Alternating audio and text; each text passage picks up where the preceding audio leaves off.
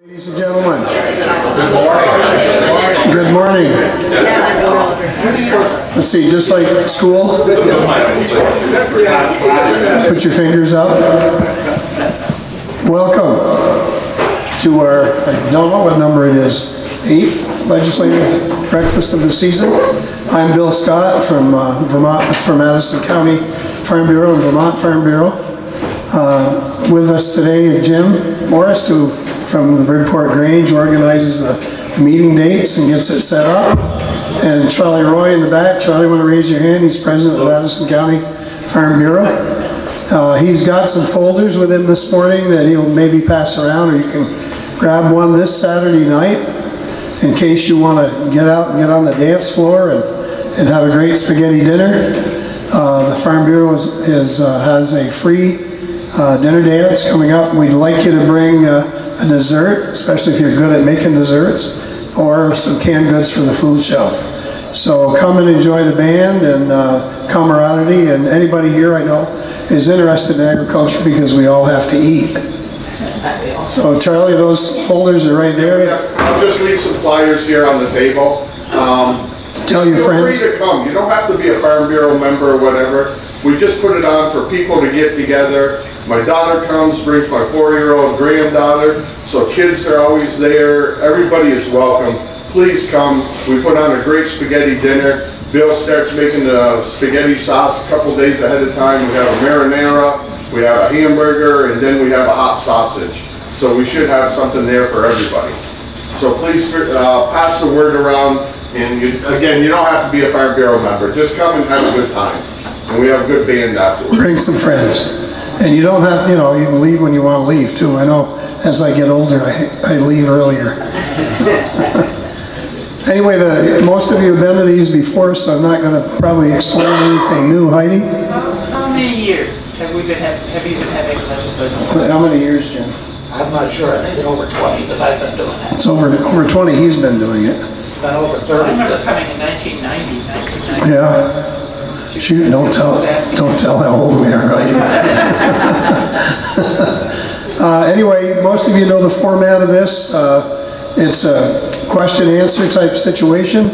As a questioner, you have the 2-minute signal to get your question on the floor. You can address it to one or all the legislators. I'm not sure we have very many represented here this morning.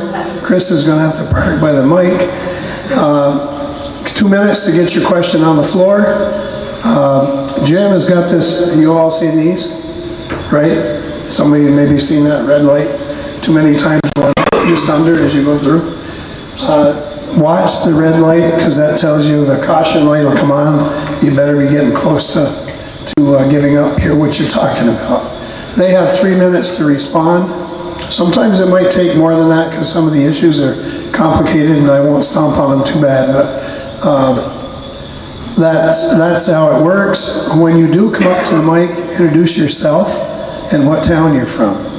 That way, using the mic too, we have TV, ETV is here so that this goes on television, so use the microphone, and when you use it like it's a lollipop. Put your voice really close to it so it'll come out. Did I miss anything, Jim? Okay, good. Then we'll begin by having the legislative representatives that are here introduce themselves. There's a mic right over there in the corner. There's a mic here, and you can always come on this side for this one. Good morning. My name is Chris Bray. I'm one of your 2 state senators. I live up in New Haven, and I'm now my 4th term in the Senate, and I was 2 terms in the House. So it's been a very productive legislative session, and I feel like I am your employee, whether you voted for me or not. I'm always plugging away, and so let me just report out very briefly to maybe tee up some things that I'll be particularly equipped to address. So we've put out 6 bills out of committee so far this session, and I'll do them in numerical order. S12, an act relating to state energy management. So Energy efficiency, everyone knows, is a cost-effective, environmentally friendly way to improve buildings, and we say the state should lead by example. The state has been leading by example. We're taking a pilot and extending it another 4 years, so state buildings are getting more energy efficient. S30, inoculating to hydrofluorocarbons. So people may remember once upon a time there was the ozone hole started to open up, and people had concerns about the refrigerants that were causing that ozone depletion. We switched from chlorofluorocarbons to hydrofluorocarbons. Turns out that we switched to something that was great for ozone, no damage there, but it's every molecule of a hydrofluorocarbon is like the equivalent of 1,000 CO2 molecules. So it's had a global warming impact. Okay, live and learn. So we're changing the law to phase those out. The EPA backed away from doing this work. So Vermont, we borrowed a legislative model from California, as we often do. They're an environmental leader, and we're putting that into Vermont statute. So we'll follow that path. S49, an act relating to the regulation of polyfluorocarbon substances. So PFAS, PFOA. Everyone probably remembers PFOA in Bennington. It's a chemical that's used in treating a whole variety of things, but people often know that as a precursor to Teflon. It's one of there's a family of 5,000 chemicals. 2 in particular were found in Bennington. We created regulations for groundwater, as in that was the source that had gotten down into the ground. People had wells in it, and 500 wells were contaminated at levels above safe levels. So we actually put in the most protective standards in the country at that point. And now what we're doing is we're expanding it to other areas. So for instance, if you're on a public water supply, there is currently no standard. So we said, well, that's an obvious oversight. We should make sure that we apply this to wherever we can.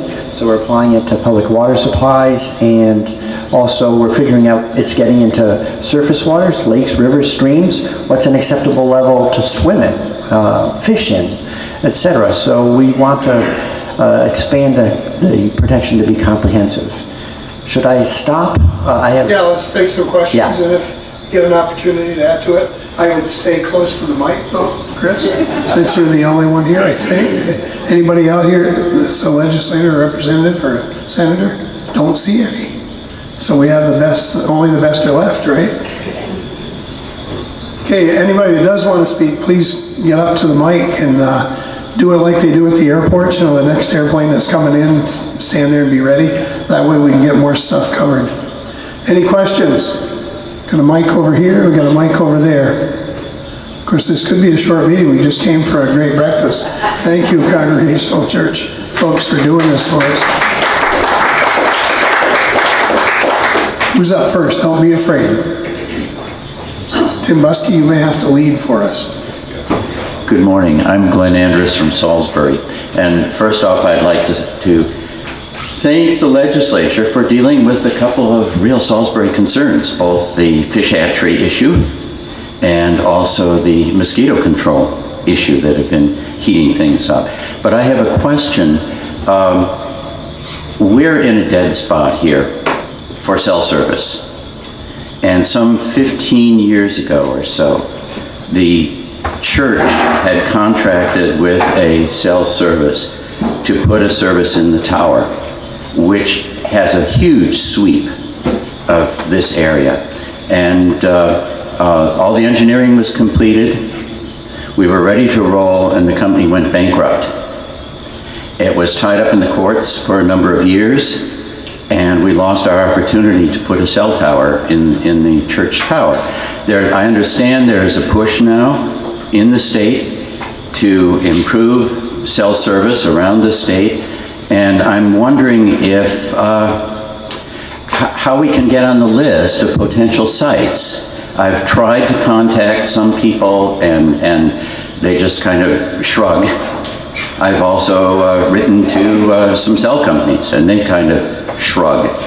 But if there is this push going on right now, we would very much like to be considered. I think it'll serve the area well, and also the little bit of income that would come in would help us very much in maintaining this building. So thank you for that question and the history that goes along with it. I think Weybridge has a similar story. There's, you know, the church right there at the crossroads, and well positioned to fill in a cell hole over there. Same thing, useful income to the church that would be, or building that would be housing it. And there is state law that says the preferred location for building out cell is to go on an existing structure. So all the stars are aligned, I think, in terms of law. The challenge is money. You know, cell service is not like regular old landline telephone service where providers are compelled to offer it to you. It's an open, free, competitive market, and they can build where they wish and skip places that they don't think, in essence, there'll be enough traffic through that site to make it profitable enough for them. So the state has been involved in trying to create incentives and other ways to build things out, but in essence, it's a private market challenge. And that said, it's not like we give up. We keep trying to come up with, you know, creative solutions. Some of the more the most promising build out that I've seen that hasn't been led by big cell providers has been citizen-based projects. And so let me talk with you after, get a little more information, and then I'll look and see. I'll do my best to connect you to some opportunities, but I think in the end, it's not compulsory service the way landline service has always been. Next question.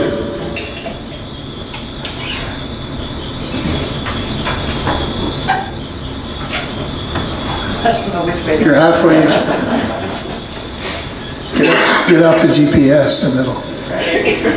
Hi, I'm Dinah Bain from Bridport, and I'd like to follow up on that, Chris. Why is the state not making it mandatory?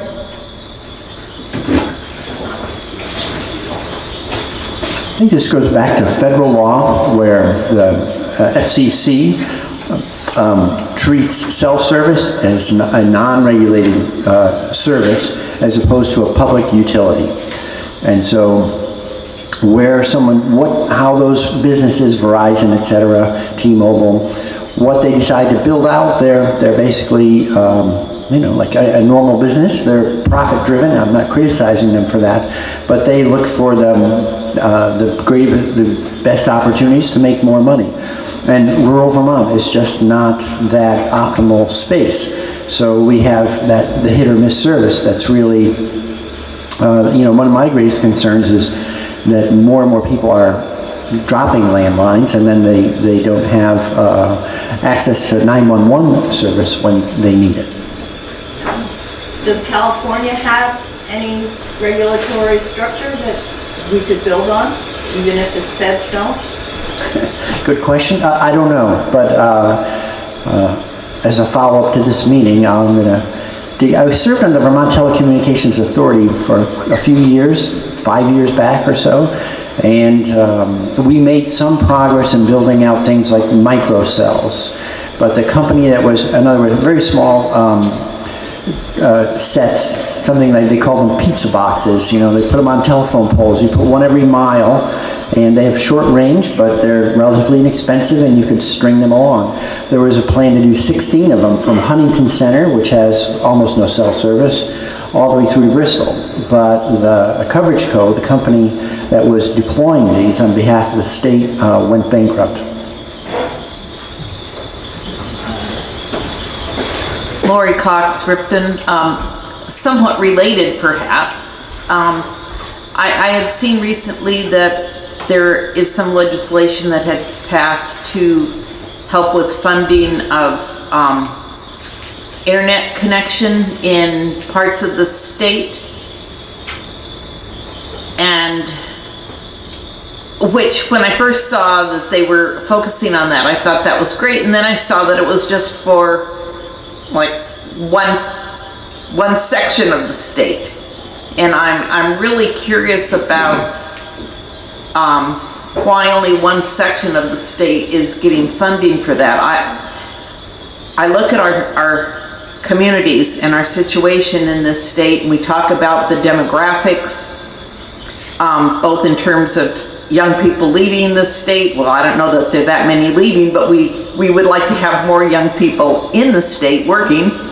And we have lots of smaller communities that have housing available and schools that need children, and yet everybody has to kind of live in just, you know, Chittenden County or other areas like that in order to be able to have the ability to, let's say, whether they do work from home or have a business where they need to have good internet connectivity. And to me, it's as basic of an infrastructure at this point as our road systems are. And I think that the state needs to do funding for more than just one area of the state.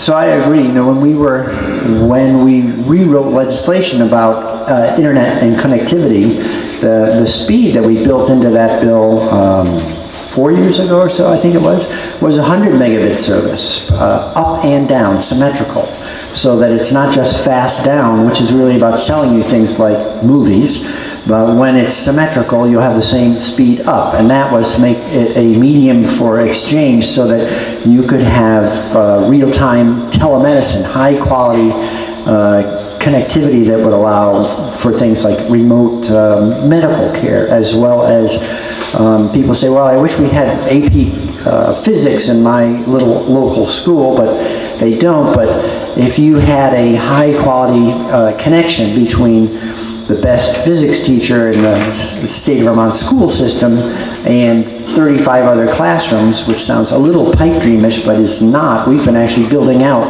that high-speed network for schools.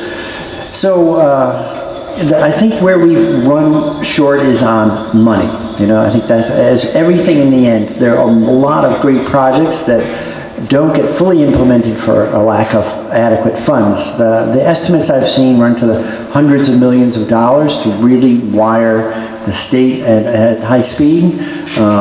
I don't doubt it would be a cost-effective investment. I think for people who said, oh, we don't really need it, I would say it'd be like the equivalent of telling someone they shouldn't really be hoping for electricity to come to their town anytime soon. So it would be the most successful things we've seen so far, from my point of view, are the groups have come together, like EC Fiber, and they formed kind of a co-op for high-speed connectivity, and they've now built out, I think they were 2 or 3 towns, and the list is growing and growing. That's the kind of chain that's starting up in southern Vermont, around Wilmington area, same kind of thing, and probably there's an opportunity to do something like that here. What makes it hard in the end is if you have some service through your local providers, there's not enough of a gap to help another whole organization get up and start it and bring in the subscribers that will support it.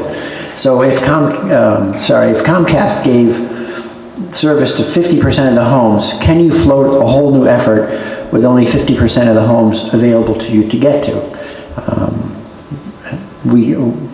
We'll keep working on it, and I can talk to you more about EC Fiber. Maybe you want to be the spark plug for starting a local connectivity effort of your own, basically like an internet co-op. I think that. Well, we have one that has functioned for quite a few years in Ripton, right? And subsequently, the phone companies started providing service, which kind of made the existing co-op less able to really make money. But the phone company only, that being whatever, Consolidated Communications, they provide it. There are more and more places in the town that they can't reach anymore because all their infrastructure is too old to actually provide. But meanwhile, nobody else can come in and provide it, and we have a co-op, but like I say, it needs a certain number of people, and Consolidated Communications, by coming in after them, kind of took away their profitability, so it's difficult. Right. So you're living out exactly the tension that's going on between private marketplace that's not willing to go everywhere, but is willing to, if I wanted to use slightly unfair language, I'd say cherry pick. Go to the most profitable spots, leave the rest out. And the co-op model is, we should try to make this to provide a service to everyone.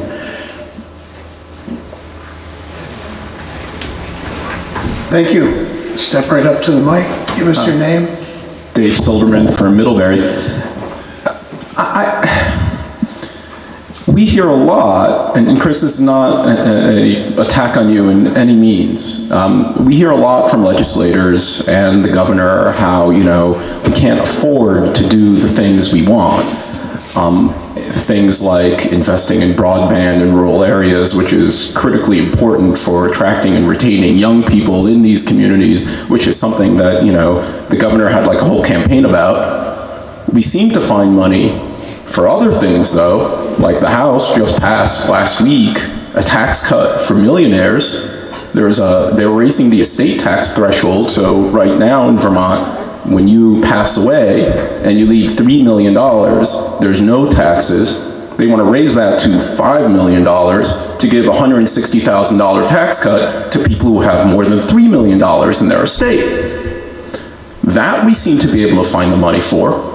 Last year, the big idea we seem to find some money for was to give a $10,000 tax credit to people like me who are telecommuters who come into the state with already good paying jobs from out of state, and we don't need that money, but we get it. Why is the money always found for things, I call them Shelburne tax cuts? Why do we always have money for that? Why do we always have money for jails? 9.2% of the general fund every year is spent on the Department of Corrections. We seem to find money when we want to, and then we don't have money when we need it, and then people get upset because their taxes are high because we're giving all the money to Shelburne. Enough. That's not a question, Chris. I agree.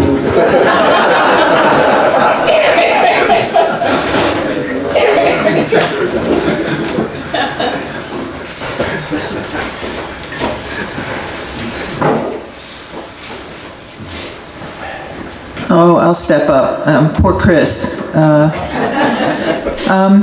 So at some point, you didn't get a chance to finish. I'm Heidi Willis. I live here in Salisbury. You didn't get a chance to finish reporting out, so that might be interesting. And I'll change the topic just a little bit, maybe hopefully an easier topic. There's been discussion, I think, in Montpelier about wanton waste of wildlife. I don't know whether you know anything about this or not. The bill, which I think should be from my perspective, should be a no-brainer, kind of shifting our perspective on relationship with the natural world. But I'm curious about what your take is on that and where it stands. And then if you run out of topics, the plastic bag ban too. Wanton waste is, there's a bill in the House. House Natural has been looking at it. I don't know what their timing is. I think they were talking about moving it prior to crossover. So crossover is an internal deadline. We have, if the House, in order to, it's like air traffic control between House and Senate bills. If we want the House to look and act on something this year, we have to give them enough time. So we set an internal deadline. That deadline passed 2 weeks ago.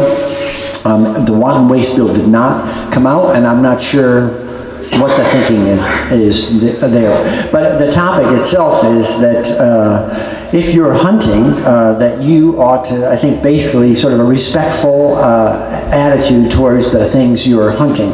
And many of the people I know that do hunt, when they get a deer, it is part of providing for themselves food and for themselves and their family. It is. But wanton waste is killing things for the sake of killing them, and then there's no use for the animal.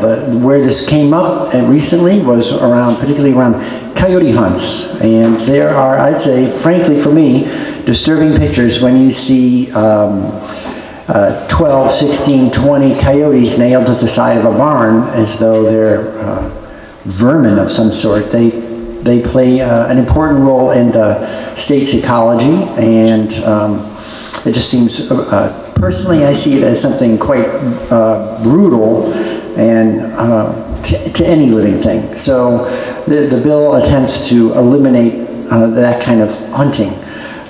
So I don't know the details of what was proposed, but my own sensibility is that hunting is a long-time tradition, and I think it's appropriate when it is to feed oneself or one's family, but for the sport of killing things, I don't think that doesn't feel to me like the Vermont I know.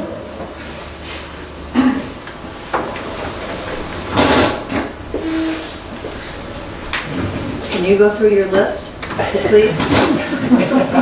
What was the second question there? On plastic? Plastic bags. Finish reporting on it. So we made it as far as PFAS. We need to regulate. These are invisible chemicals. As I said, there's 5,000 of them. We've only regulated 5. If we're adding 5 a year and there's 5,000, that's 1,000 years to get through the list. So that's not acceptable either. So we're also charging the Secretary of the Agency of Natural Resources to try to develop rules based on the class of chemicals or subclasses. They may not all be captured as a single class legitimately from a chemical point of view, but we're trying to enlarge the scope of the bill and get ourselves ahead of things rather than just reacting after the fact. S96, so that's actually up on the Senate floor for a final vote on tomorrow. That is to revise and update the delivery system for our clean water work. We have decades of clean water work ahead. The volume and number of projects that's required to clean up all waters of the state runs to the 1,000+ projects a year. It's an overwhelming project management task for Agency of Natural Resources to hands-on manage all those. So they have many partners in the field, from municipalities to watershed groups to regional planning commissions to conservation districts and others. There are 336 such partners, and we are formalizing and trying to enhance and improve the relationship between ANR, which always will hold the responsibility to regulate water quality, but to engage those partners in the field and get more work done in a more cost-effective way. So that's what the bill is. We end up talking about it as we're improving the delivery system. There is money to run that program, and how much does it cost? When we put the bill through, appropriations just, instead of appropriating money now, because there is a day of reckoning that comes towards the end of the session where they really say what's in and what's out, how much do they have. So they have estimated they're committing now to between 50 and 60 million for clean water work for the coming year. The current year's spend, the fiscal year we're in now, is 57 million. So it's within that range. We'll see what happens. S113, that's a plastics bill. It's up for third reading tomorrow also. So it passed with a strong 27-3 vote on Friday, second reading. It says 3 things, 4 altogether. First is those very lightweight plastic bags, single-use plastic bags, after July 1 of 2020, so we create a long phase-in so we can be ready. We're not going to use those anymore in Vermont. And the second thing is then we say there are plastic straws also turn out to be a problem in the environment, and around I can't remember if this is a U.S. figure or a global figure. Anyway, it's quite astounding. 500 million straws a day are used. In some cases, people need them. We had testimony from people who had illnesses or conditions, whatever, that required them to drink from a flexible plastic straw.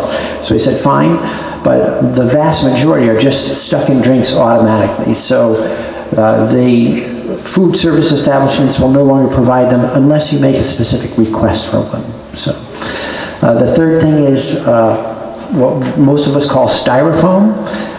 So it's actually expanded polystyrene. We eliminate most categories of use of expanded polystyrene. It starts with carcinogenic chemicals. It returns to carcinogenic chemicals when you combust it at the end, if you're part of an incinerating solid waste district. It also leaches those same toxic chemicals. It is the most problematic. It causes a lot of contamination in the solid waste system. There's virtually no market for it as a recycled material. We can move to alternatives. We don't need it, and it's causing problems. So it takes that plastic out of the system as well, for the most part. And then the fourth is, it's the wonkiest piece of the bill, but I think it's actually the most promising. It's creating a working group that says, let's look at plastics and packaging more broadly. Instead of responding to problems once we've created them, let's go all the way back to the moment of manufacture and distribution and say, if you're the one creating this plastic, and 50% of all plastics are created for packaging, you're going to have to participate in figuring out how we're going to take care of it at the other end of its life, cradle to grave. And that's, so we didn't stop it, we already do this on things like batteries, paint, anything with mercury, like a thermostat. There's some automotive switches. And it's brought down the cost of managing that solid waste. It's become more profitable for the producers. It's delivered an environmental benefit, and so we know a stitch in time saves 9 ounces of prevention worth a pound of cure. I don't know the right ratio for waste, but we can do better on waste. So that's the plastics bill.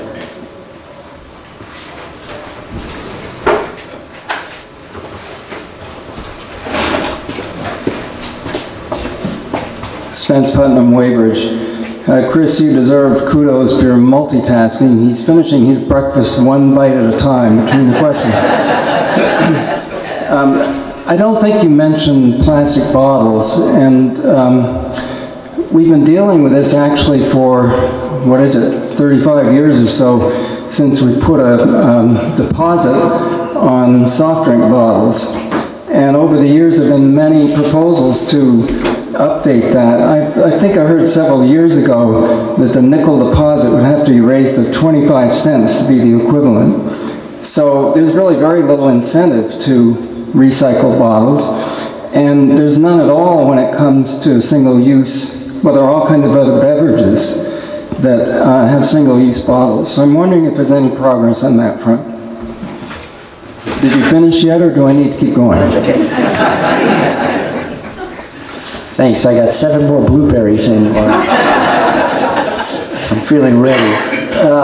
It's a good point. Actually, Senator Polina and I put in a bill this year to increase the nickel on the bottle deposit to a dime and expand the number of things collected. That's actually on pause at the moment because of this. The working group is really going to look at solid waste more holistically, and rather than, it turns out that those water bottles they are one of the plastics that's valuable as a recyclable.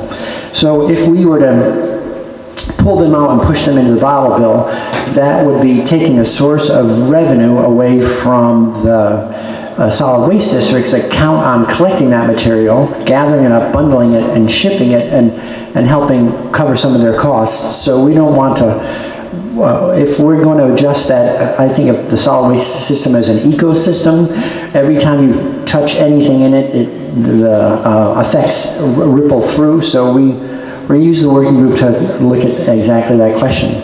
I just double-checked the math on the nickel. So 1971, we picked a nickel. They could have been a penny, 2, etc. They picked a nickel, and if you were to start that the bottle bill today, you would need to charge 31 cents a bottle in order to have the same signal. Part of the reason I mention that is on the plastics bill it says you can still, somebody said, well, what's going to happen if I get to the store without my reusable bag? You'll still be able to get a bag. It can't be a single-use plastic plastic bag. You can get a single-use paper bag, like in the traditional grocery bag or something like it. But the bill proposes that retailers are required to charge no less than a dime for that bag. There's going to be an amendment proposed tomorrow to pull that back down to a nickel, because they're concerned for some people that may be burdensome. But the point of the nickel back when and the dime proposed now is to call attention to a situation. It's a signal. It's not so much about the money. It's not being remitted to the state at all. The state doesn't get anything out of it. It's held by the retailer. It's designed really to be a signal and help cover their costs. So we'll see. In jurisdictions that use a nickel, the rate that people move from single-use plastic to a reusable bag is on the order of 40 to 50%. If it's a dime or more, the rate is in the 85 to 90% range. So I'm hoping my colleagues will buck up and stick with a dime, which is, as a signal, a lot smaller signal than when we started that bottle bill. Raise it. Well, the testimony we took was that it ran anywhere from a nickel a bag to $1 a bag. I think $1 a bag was in Texas, so they don't mess around in Texas.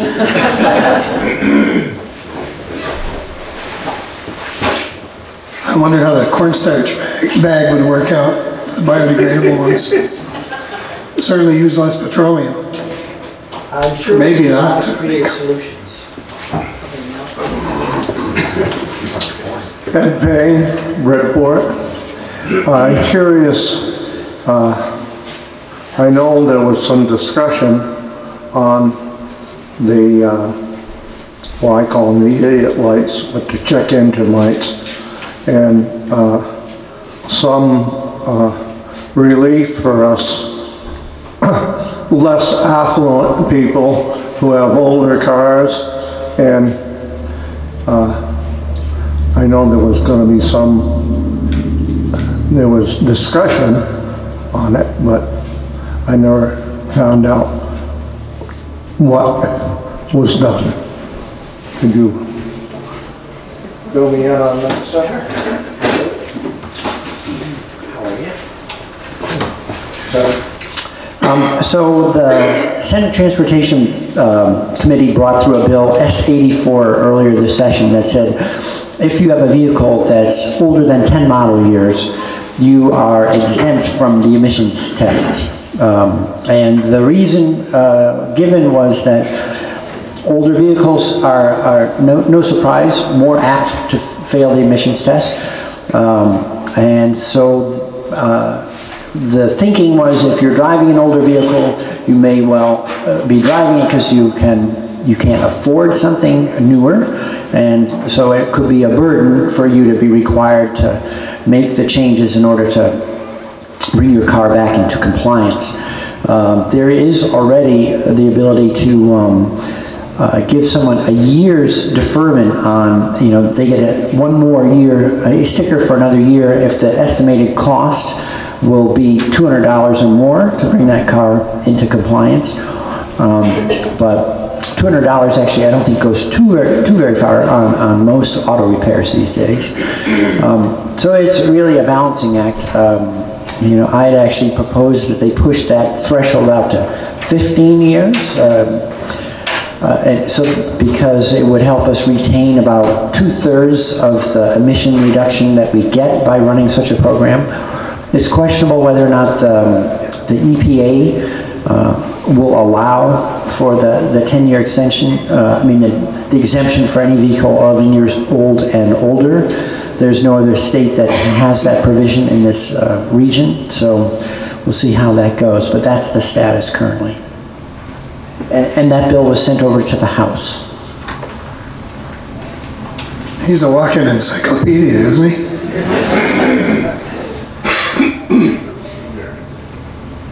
Who's next? Mr. Buskey. Tim Buskey, Addison. Senator, thank you for being here today. Appreciate it. Did you get that last blueberry in? I got it. Okay. Early on, you talked about some of the bills that you had worked on and got out of committee, the 6 that got out of committee. One was on hydrofluorocarbons, I think, and the effect on the ozone layer. The discussion at our house was, what is the story now? Is ozone good, ozone bad? There's a hole in the ozone layer, so we tried to close it up by changing. Now we've changed and caused global warming. What does the bill do, and which is good and which is bad?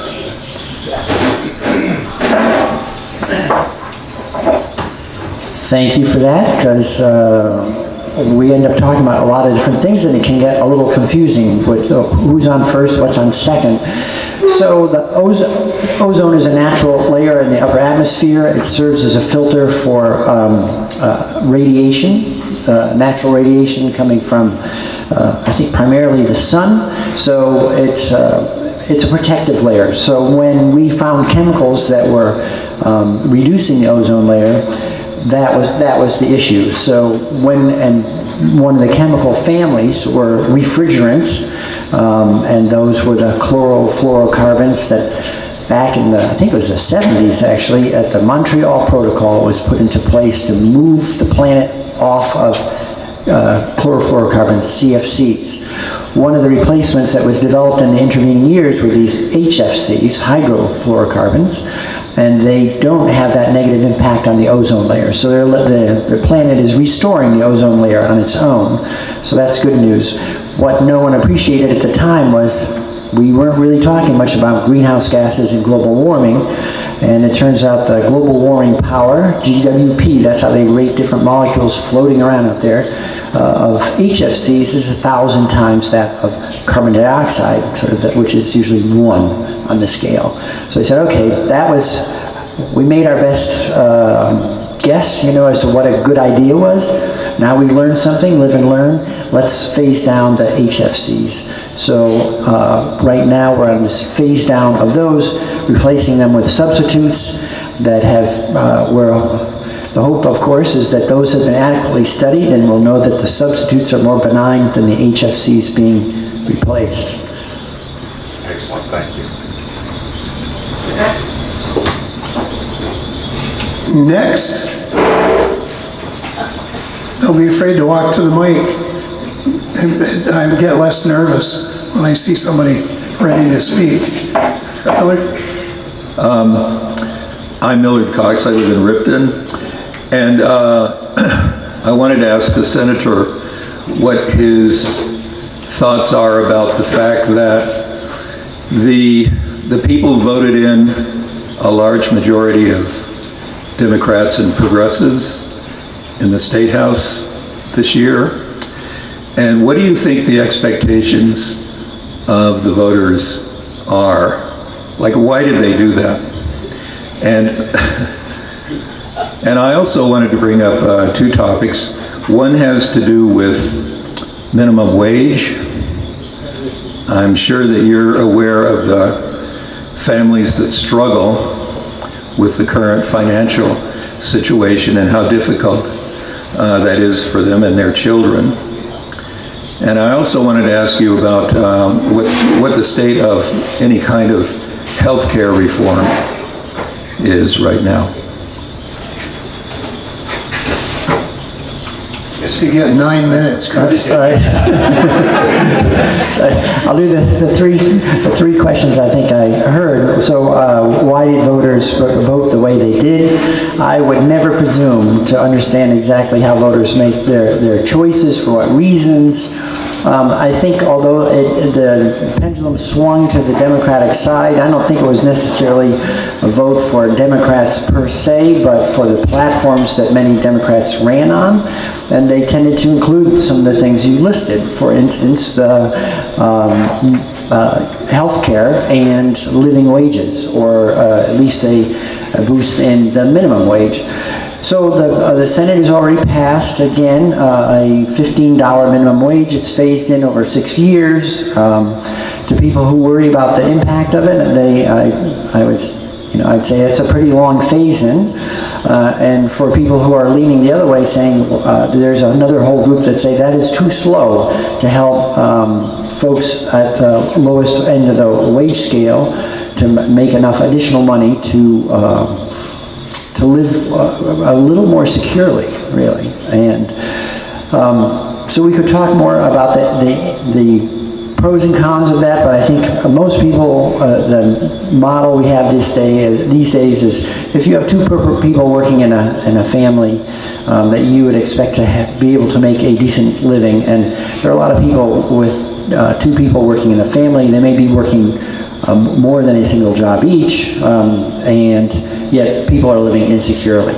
One of the other ways to combat it is the healthcare reform that you were talking about. So this past session, past election cycle, in the last 2 years, I've supported universal primary care. It's a relatively modest portion of our state's overall healthcare spending, which is of the same size as the entire state budget. Roughly $6 billion state budget, roughly $6 billion are spent every year on healthcare.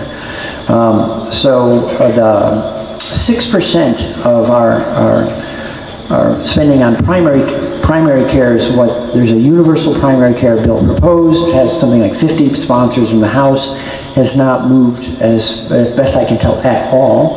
And I'm not privy to the conversations about how that's being taken up or not taken up. But the concept there is that an emergency room visit costs as much as 10 primary care visits. And when people don't use primary care adequately, as in they're not feeling well, but they don't go to the physician because it's too expensive, between co-pays, deductibles, etc., a lot of people delay care or avoid it entirely.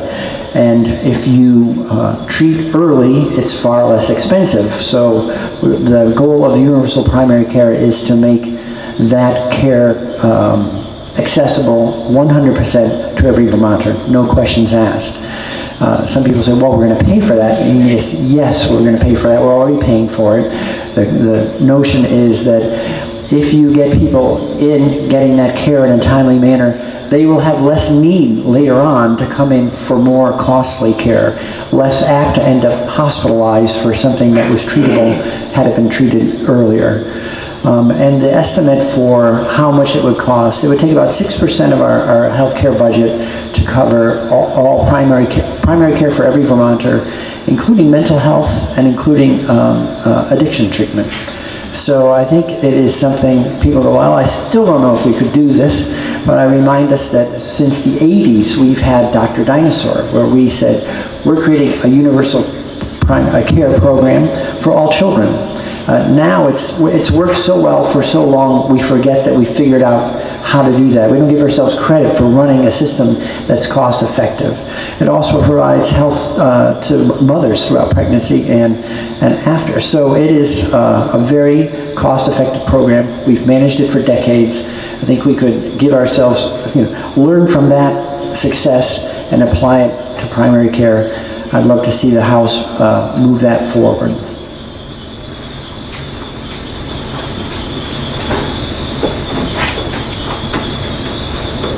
You still have 3 minutes. Somebody else? Questions? We're at 8:20. We've still got about 20 minutes left. Nothing else rushing on your minds?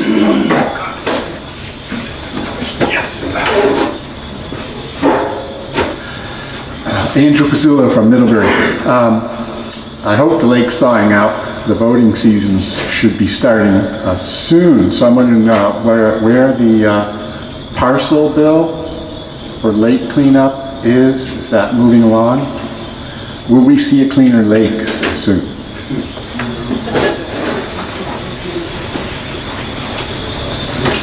That's a multi-billion-dollar question without exaggeration. We're talking about spending. The state used to spend about $30 million a year in round numbers on clean water work. In the last 3 years, we've almost doubled that, and we anticipate that we have to work at that pace or maybe greater for decades to come in order to meet the terms of our so-called Lake Champlain TMDL, the phosphorus budget and cleanup program we've developed for the Lake Champlain Basin, which is a large basin. It's 136 of the state's 251 jurisdictions. It extends almost as far east as the Connecticut River. So people in Hardwick have an impact on Lake Champlain. S96, the Clean Water Initiative for this year that I was talking about, is tuning up and strengthening the delivery system for clean water work. When I introduced it, I put in a per parcel fee because we know that we're short roughly $18 to $20 million for the foreseeable future on clean water work. So one way to start a conversation is to write down a proposal in black and white, put it in a bill, and put it on the table. I don't presume that it's the right answer, but it was one way to ensure that people would have a conversation. But we are a policy committee. Our jurisdiction is the clean water work itself. Finance is the committee that figures out how to raise the revenues for the state, and approach across the hall from them, appropriations, how to spend the money. So it's a little bit like a job site. Carpenters, electricians, and plumbers. I don't think the carpenters wouldn't be too happy if the electricians came in and told them how to do their cabinet work, and vice versa. So we put a fee into that bill because a $40 flat per parcel fee across the state would have raised $14.4 million, a pretty good chunk of the money we'll need. But Finance said, thanks very much for your thinking on our behalf, but we're the Finance Committee, we'll take care of that. And the Appropriations Committee said, thanks very much, we know what all the demands for revenues in the state are for expenditures, we'll take care of the appropriation, and in a friendly way. So that piece, the per parcel fee, didn't go into Finance. It was up to them to figure out how to sort it out. The answer for the time being is that there is no decision. Appropriations said we're committing ahead of time to landing between 50 and 60, and then we're going to come down to the end game where we see all the bills lined up, we see all the expenses lined up, all the revenues lined up, and then there's an adjustment, a back and forth between Finance and Appropriations to decide, do we need new revenues, or are we shifting money around between different projects, and then we'll all vote on it. Chris, a little oversight before you leave the mic. What are they spending the millions of dollars to do? Thank you. It's a good question. It is the Vermont Clean Water Act, which we passed in 2015, is comprehensive. So all waters of the state are addressed. So that means whether you're up on the ridge top and we're talking about forest land, down here in the valley where we're talking about farmland, municipal land, roads, parking lots, roofs, bridges, you name it, it really addresses all locations in terms of how to manage water. The ideal thing for water is where it lands, it would just soak into the ground. And we wouldn't have runoff. But we do a lot of things to the land, and it changes the way the water flows. And when it flows, three things happen. We carry sediments off that are holding other things attached to them, like phosphorus. The sediments themselves can clog streams and change their flow, so it creates problems for habitat for critters that live in water. And then when you send a lot of water out of an area fast, you also rip out stream banks and things like that. And now you're adding to the problem more because you get collapsing banks, more sediment, more phosphorus carried off in that sediment. So we're managing for flow, we're managing for sediment, we're managing for nutrients. And depending on whether you're talking about farmland, forest land, municipal land, the programs vary. It's everything from on a logging job, and now water bars that help keep too much water from running down a logging road, etc., culverts.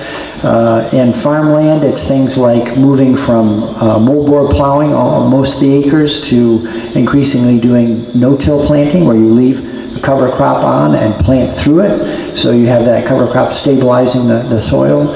It's things like stone-lined ditches around towns, culverts that have been sized by engineers to resist even the large-scale rain events like Irene, rather than having them wash out, and handling stormwater in large parking lots. For instance, I think it's University Mall, as I understand it, there's something like this, an Olympic-sized swimming pool that's buried in the middle of that parking lot, so that when they get a slug of rain, it gets to fill the pool first before it ever starts leaving.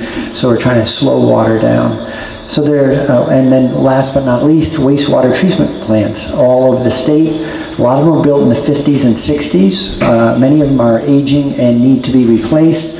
So that's part of the reason we have these CSO events, combined sewer overflows, the ones that are upsetting to many people because you end up with raw sewage blended in with stormwater in a heavy rain event flowing into some stream or river. That was it's an original design. 50, 60 years ago, we weren't getting the intense rainstorms that we're getting routinely now. So those systems work well until the moment that they can no longer handle the flow. And then in order to not literally sort of wash out the wastewater treatment facility, a wastewater treatment facility is like a big wet compost heap. There's a lot of living critters in there that do all the digesting. If you send water through too fast, you wash out that microflora and fauna, and now the thing stops working. So when there's heavy rain, it diverts that excess water directly to a stream or river. We have to figure out how to do things like impound it, slow it down, improve the wastewater facility. So there's a lot of projects. Many of them are small. A&R estimates that they do at least 1,000 projects a year in the $10,000 to $50,000 range. Thank you. It's always nice to know where the money is going. Yes? Hi, Dave Silverman again from Middlebury. I want to pivot to drug policy and the opioid crisis. Last year, statewide, the number of opioid overdose deaths was pretty much level, but it was only because in Chittenden County they managed to cut their opioid overdose death toll by half, while the rest of the state, excluding Chittenden, was actually up 27%, which is really disturbing. You know, that years after, remember, Governor Shumlin's State of the State address focusing entirely on the opioid crisis, we're talking now 5 years, we're still failing at this, failing. Now in Chittenden County, they're trying some innovative policies that are driven by a desire for harm reduction rather than stigma, and it's working. Like I said, they had a 51% reduction in deaths last year. The biggest single policy difference from Chittenden County to the rest of the state is that Chittenden County has stopped arresting people for unprescribed possession of something called buprenorphine. Bup is a prescription drug. It's used in treatment to stave off withdrawal and maintain people who have opiate addiction in a functional manner so that they can proceed with their lives even though they're not clean, right? They're not abstinent from drugs. Chittenden County stopped arresting folks for that. Instead, when folks are found with unprescribed bup on the streets in Burlington and elsewhere, they are taken to the Howard Center, where the doctor on call writes them a prescription for it. And now they're in treatment, even though it's the same thing. They're not doing anything different. They just have a prescription for it. It works. It gets people to stop using heroin, which is tainted with fentanyl and causes overdoses. And they're using a controlled substance, a substance that comes from a pharmacy, right? It's in a pill pack. It's safer. I asked the governor 2 weeks ago at the governor's breakfast whether he would support it. He said he's looking into it. His public safety commissioner is very much opposed to it. He's lobbying heavily against it. This Tom Anderson, he's a 1990s federal prosecutor that was elevated to chief of public safety here in Vermont. Last week, and I'm sorry for going over, last week the health commissioner testified in committee that he recognizes that decriminalizing buprenorphine saves lives, has saved lives in other states, and said, this is not the right policy for Vermont. We're losing people. They are our friends, they are our family, they are our coworkers. This crisis does not discriminate poor or rich, black or white, liberal, conservative. It affects us all. And we need to get a grasp on this, and we need to start living the saying that we keep hearing, that we need to treat this as a public health problem instead of a criminal justice problem. But every time that we try to do that, we get shot down. So I beg you all to talk to your legislators, and they're not here, except for Chris. Thank you, Chris. Talk to them about losing the stigma and focusing on actually saving lives. Because if we keep on worrying about, oh, this is federally illegal, or these people aren't clean, they'll just keep dying on the streets. So thank you. I agree. You know, I have more to learn about the decision-making that's going on, but I would say the legislature's job is to set the policy, not to have the Secretary Commissioner set the policy for the state. So you know, thanks for bringing it up then. I noticed that you didn't get an answer 2 weeks ago. I will speak to the Health and Welfare Committee when I get back and drill down some on where is this policy decision going, and is the legislature going to get more assertive about making this the explicit policy of the state. And if there's a valid argument for not making it, I think that should be presented and argued so that we all have some clarity around why we wouldn't adopt a program that is working.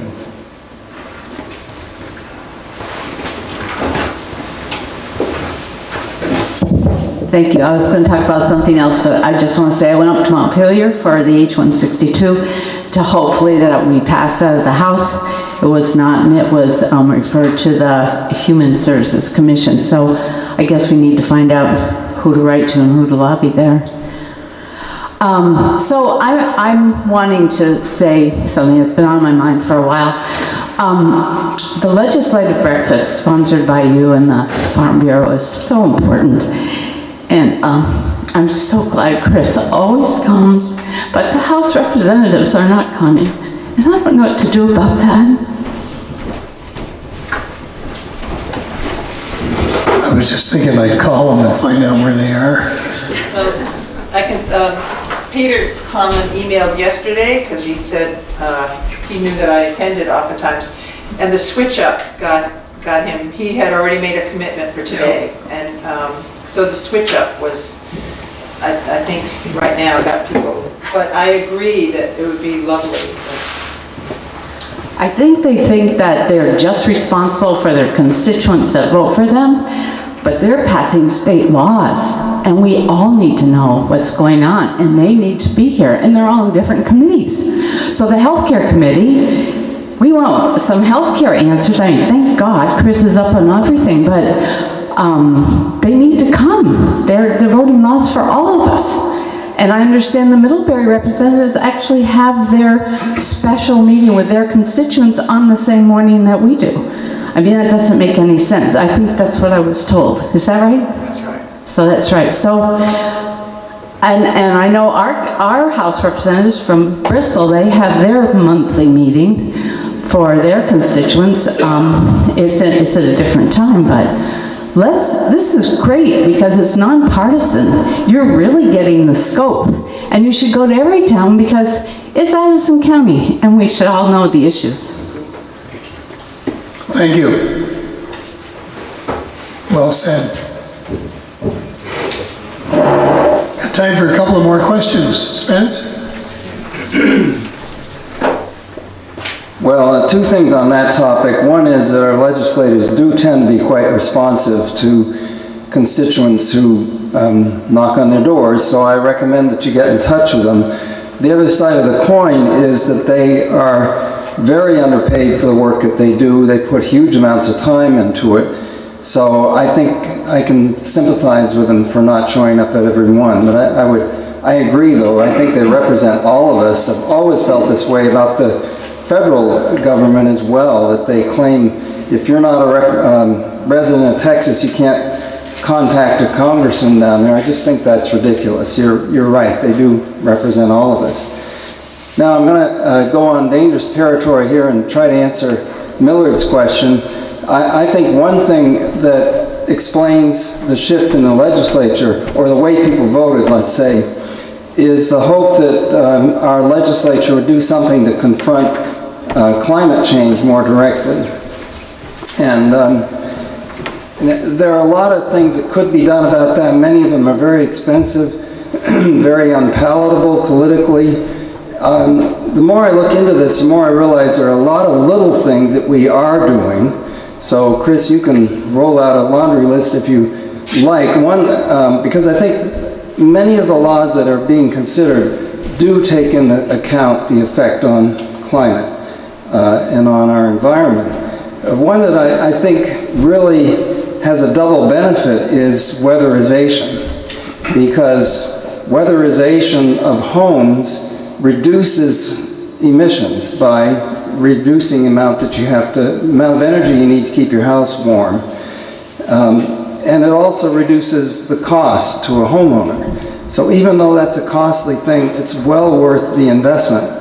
And I think the governor has signaled that he probably won't approve of the funding mechanism that the House has passed.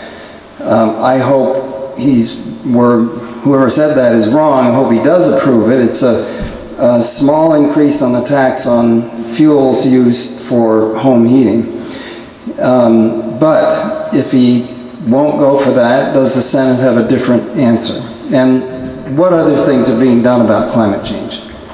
One other thing while Chris is standing that I thought about the legislators being here is that we've got a lot of freshman legislators, and first thing they'll tell you, we've got 1,000 bills that we all can't know everything, but if they're here and they hear a senior senator like Chris that knows a lot of answers to things, and Harvey Smith who's been around a while, that kind of gets them up to step 2 on other things that they may not be interested in. So that's a real good reason to be here.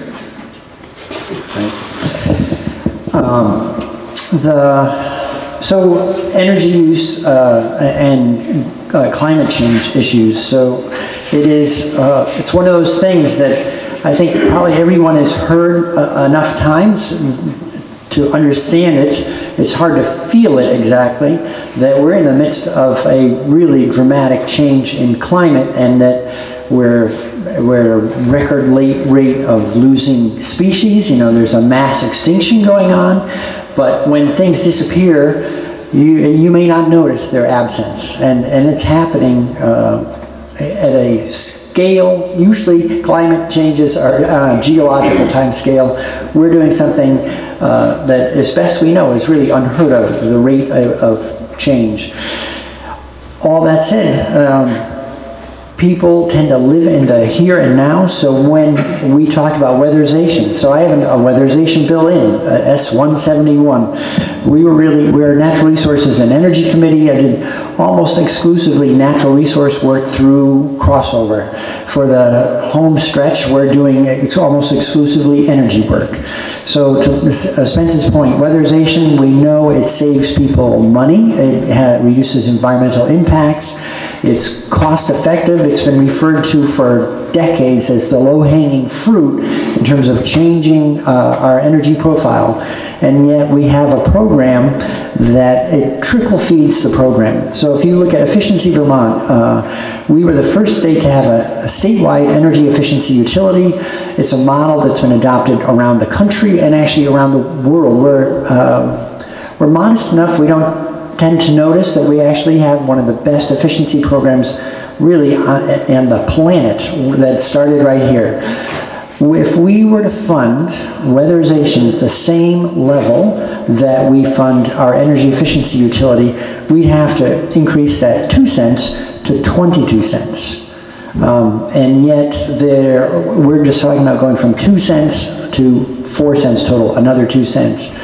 And there's a potential veto threat on even that increase. It turns out it's very cost effective. Someone said, well, how about low-income Vermonters, those who are served by it? It would add roughly $15 a year to the average person's bill, but when your home is weatherized, you save $500 to $700 a year. So we should really be helping people move from being exposed to high energy costs because they're living in very energy inefficient homes to something that saves them money and improves their health. We're actually finding out that when we do efficiency, we tend to think about it, oh, we're going to save energy. But the professionals who do this work also look at air quality, indoor air quality. They provide for active ventilation, and homes become safer and healthier to live in. We're seeing that the healthcare savings out of having more people with reduced respiratory illnesses, fewer days missed at work, kids in school more often, all these things deliver an economic benefit that equals the cost of the investment in weatherizing the home. Whether it was saving energy or not, all the energy and environmental gains are like icing on the cake. So the bill I put in does that same thing, doubles the amount of money going in. Really, we could do, I would love to see us say, not just doubling for next year, but stepping up the year after that, and the year after that. Because right now, the waiting list at the rate they're doing low-income weatherization is roughly 50 years. If we double it, we're down to about 26 for the number of people. Well, that's too, in my mind, it's too slow, a big missed opportunity that would help a lot of Vermonters. The second thing 171 does, it says, well, that's great for low-income Vermonters. How about middle-income Vermonters? People who, they don't qualify for that free weatherization service, but they would like to do something and find it unaffordable. How do you come up with roughly the $8,500 average it costs? So I'm working now to find funding that would help outfits like Efficiency Vermont. They work with local banks. They buy down your interest rate on a green quote-unquote heat saver loan.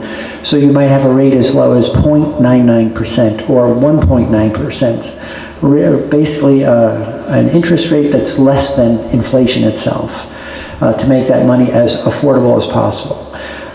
When the work's done thoroughly, you can actually get to a point where your energy savings pay for your loan payment each month.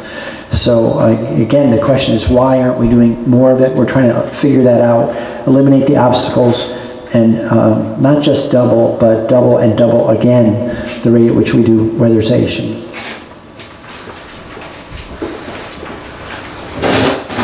I've got just 1 minute. Guess got a quickie? Yes.